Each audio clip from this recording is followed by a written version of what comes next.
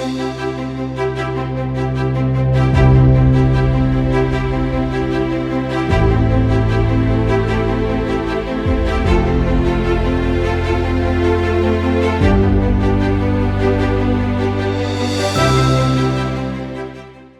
everyone. This is Rochelle Rizzi with Vrai, and today I'm here with Mark Ostach.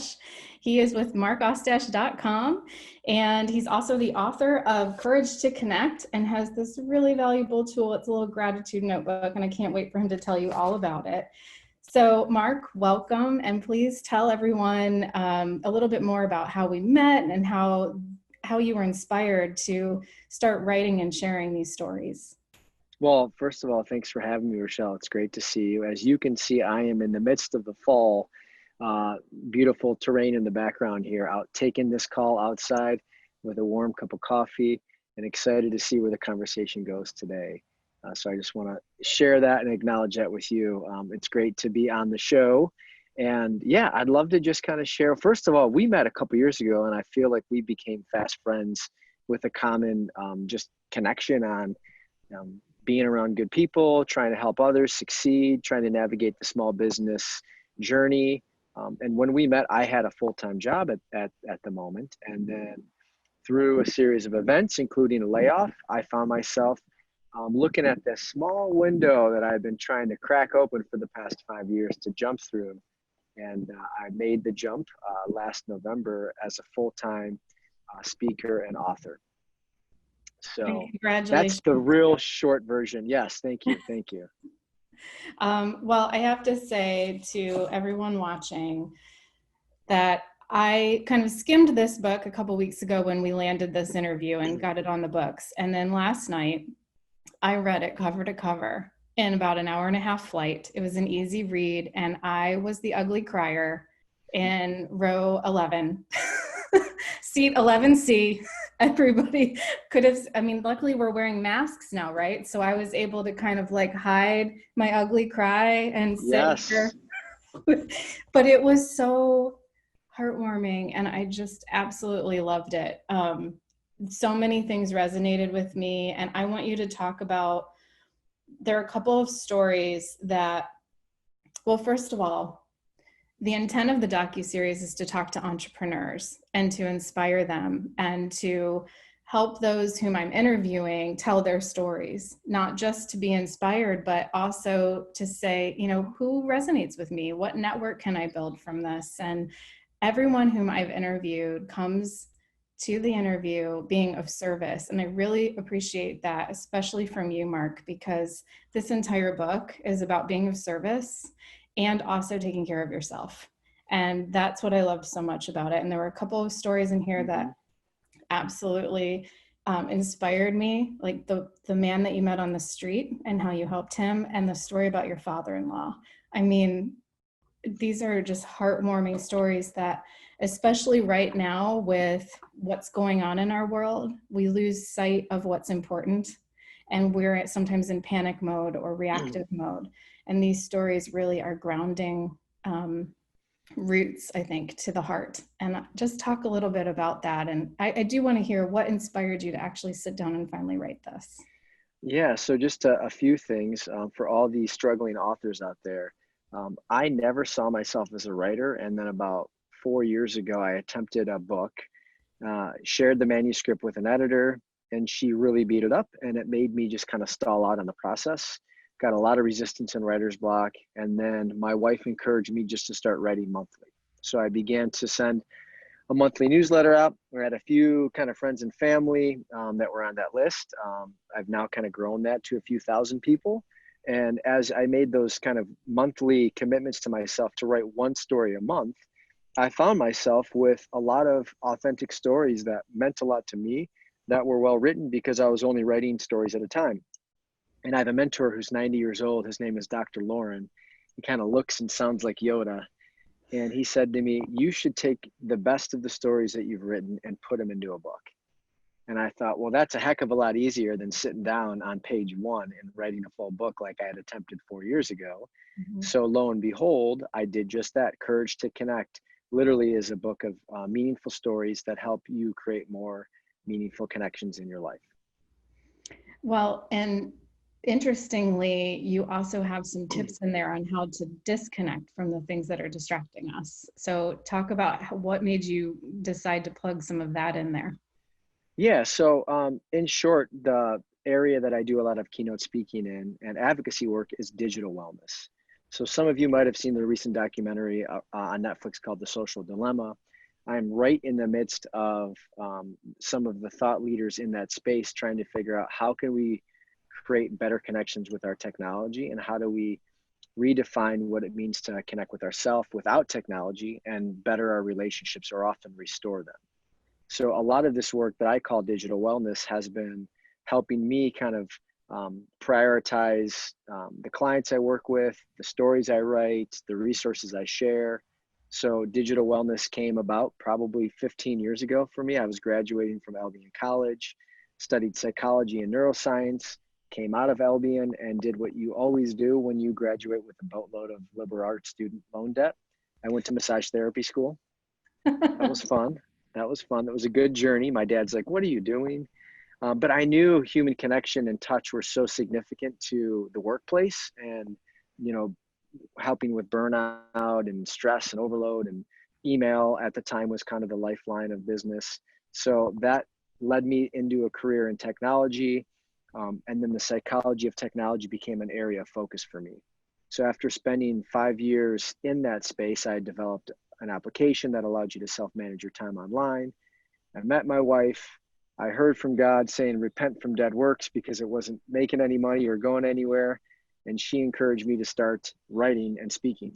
So for the last 5 years, that's exactly what I've been doing, is writing and speaking about the human connection and the need to disconnect so we can reconnect with purpose.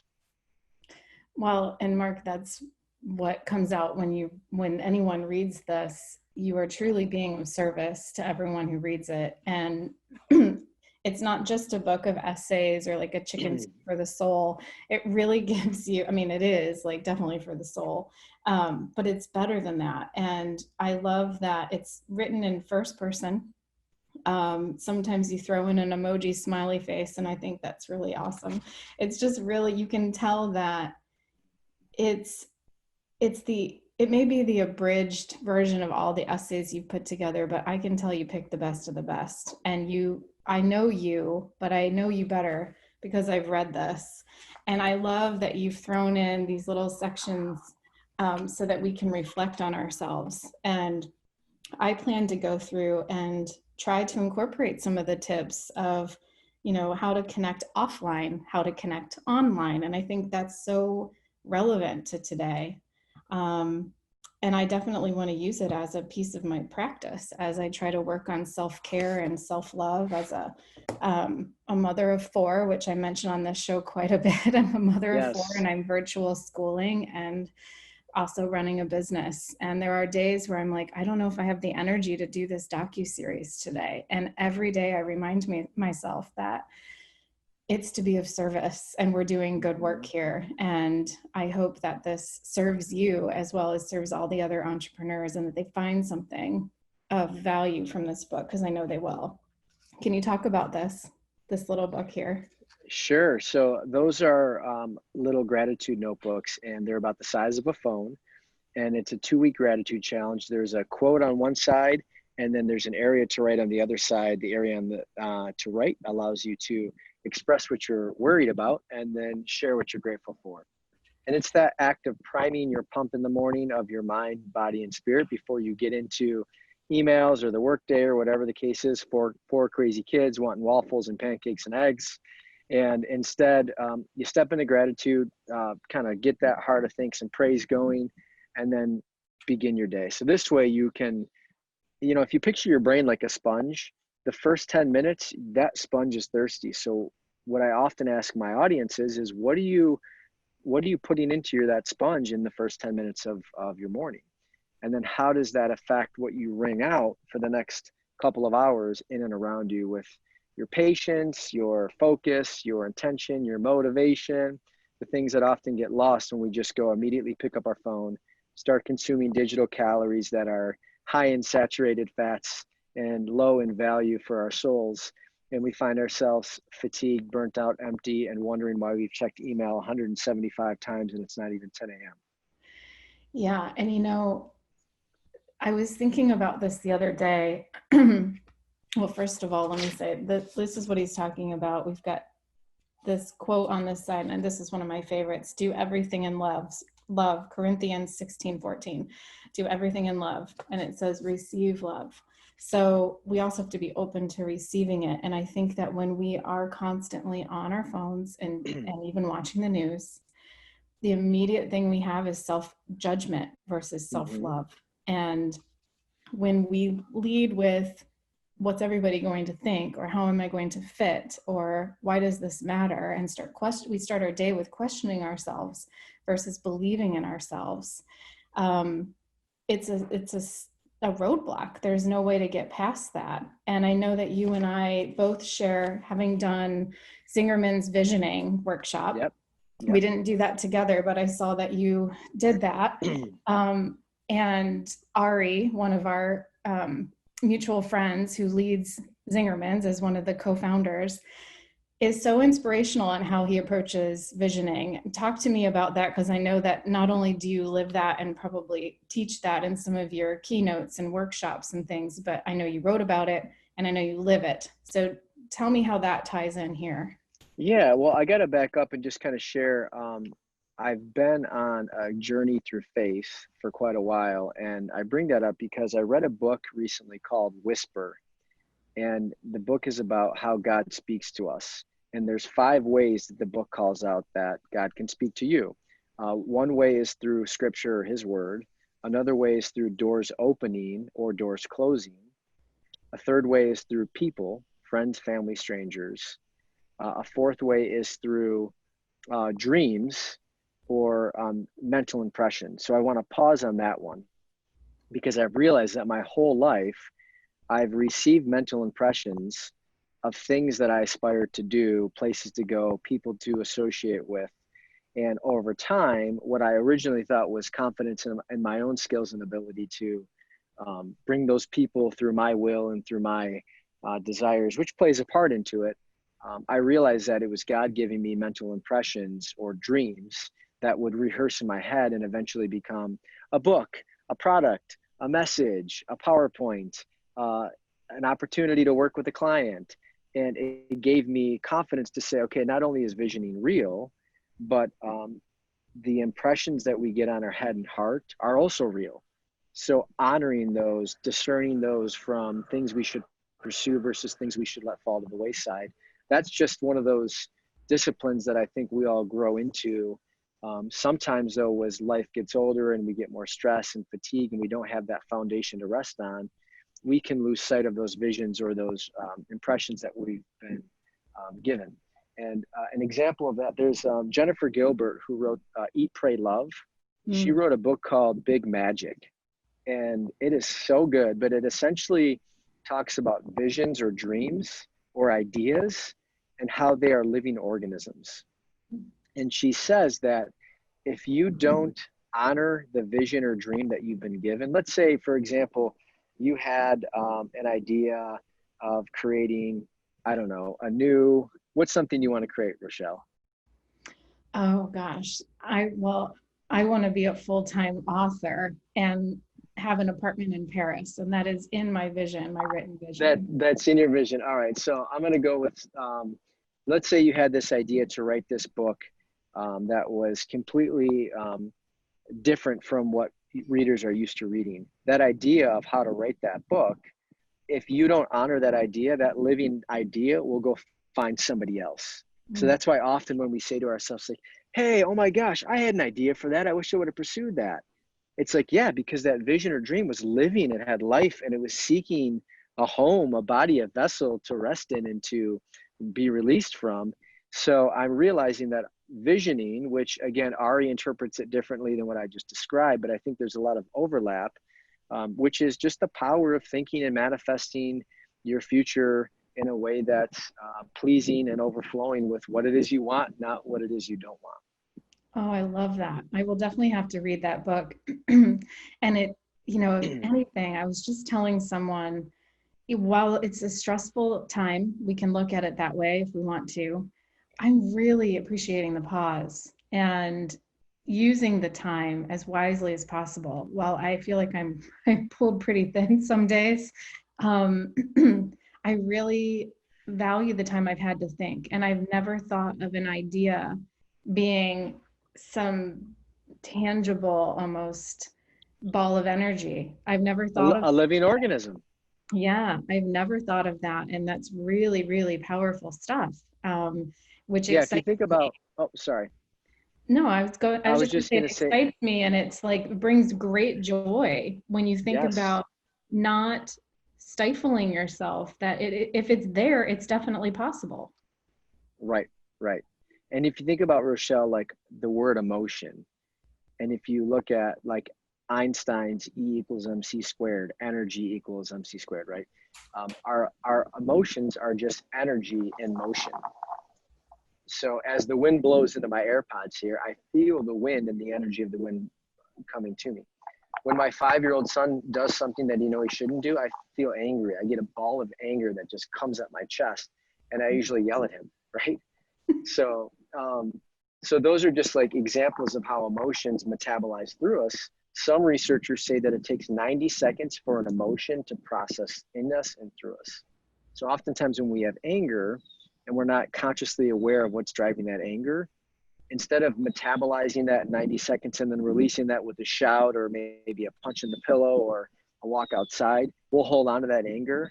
And then our week will be bad. We'll have a migraine, we'll have a backache. And next thing you know, we're not sleeping well. And this month was a wash because I just felt off, is what we tend to say. Mhm. When our body was made to feel energy and then release it, just like you see with a dog or a baby.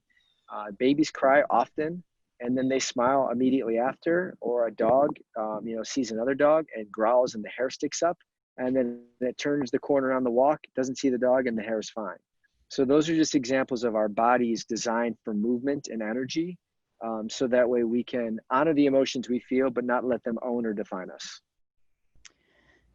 Yeah, wow, that's very wise. And it does go to just hold for a second, right? Like in order to honor it, you really have to own it, and you have to recognize that it's there. Yes. And I don't know if it's part of owning that it's part of you or separating yourself. What do you think? Well, I think that we're created to feel, and oftentimes when we're overworked and tired, we lack the ability to spend time to even feel. So, Courage to Connect, the way the title came about was doing some reading of Brene Brown's work. And Mhm. she talked about how the word courage originally meant to share your story with your whole heart. So the word courage comes from the Latin word cor, which means heart, right? And Mhm. then likewise, the word connect comes from the Latin word con, which means together physically. So my thoughts were, and a lot of the stories talk about, how do you share your whole heart or your story when you're together physically with people? As we become more and more virtually capable, we become less connected in its original intent, physically in proximity with one another. Mhm. So Courage to Connect is about having the ability to share your heart. And as you see in the book, I share ways that you can share your heart online and offline. So I'd love to share a story. Can I share my screen and walk the listeners through a story? Oh, let's Is see if that you can do it. possible? Absolutely. One moment. Okay. Yeah, go ahead. All So right. So let me try doing this. I'm going to share a story from the book. It's called A Night to Remember. Can you see my screen? yes, cute. Okay, I'm going to do one more thing because there is a little bit of a video here that will give us the chance to share my music. Okay, share computer sound, perfect. All right, so what you guys are looking at, this is my father and I from the early 80s. My dad was a strapping young father at the time, and I was just a wee little pup smelling gasoline and freshly cut grass in the back of a metal carrier that previously held my older brother. This is a picture of my father and I from last summer in 2019. As you can see, we both lost our hair, and his belly is a little bit bigger than he'd like. But nevertheless, this picture is captured from probably one of the most significant emotional moments of our shared life together. And I want to share why that was. So if you look at this next photo, 3 months prior to this photo, my dad was in the hospital fighting for his life with congestive heart failure. He had suffered just poor abuse on his body with eating and diabetes, and definitely was scarred from the world emotionally and mentally. And this was probably moments away from his inevitable death. Thankfully, by the grace of God, he pulled out, and here we are back to this photo. And we're smiling so brightly because we are in Detroit, Michigan, at the Aretha Franklin Amphitheater. And for those of you that don't know what the Aretha Franklin Amphitheater is, it is a 10,000 square foot arena or 10,000 attendee arena that oversits the Belle Isle and Detroit River. It's beautiful. It's gorgeous. Not Belle Isle, Detroit River. Anyways, I'm getting lost in my story. We went and saw Kenny G of all of the performers. My father-in-law got a chance to meet Kenny G behind the scenes. It was incredible. We are on cloud 9. My dad, who's also named Ken, they hit it off. The two Kens were there together. As you look at this scene that we are looking at, you see the beautiful Detroit River and the boats that go by during the concerts. So we had done some work for the concert venue. As a result, we got 10th row tickets that my father and I had a chance to see Kenny G live. It was very significant to us because his music was that of the 90s, when I felt like I was in middle school. The innocence of life was present. And I remember the smell of Windex in the air as my father obsessively cleaned the family room with Kenny G blasting on the 6-disc CD player. So as we sit in the concert venue, we're 10 rows in, we take our seats, which technically aren't ours because they were even better and open. And right before the concert starts, somebody came up to us and said, "Hey, those are our seats. You guys got to move back." So we moved back, sit in the aisleway because my dad's too big and he's got a cane and he's recovering from heart failure. And long story short, the lights dim, and off the stage comes the bass player. He walks up to my dad, puts his hand on my dad's leg and says, "You have the best seat in the house." And Kenny G starts playing. We don't know where he's coming from. And here's a little video on what happens next.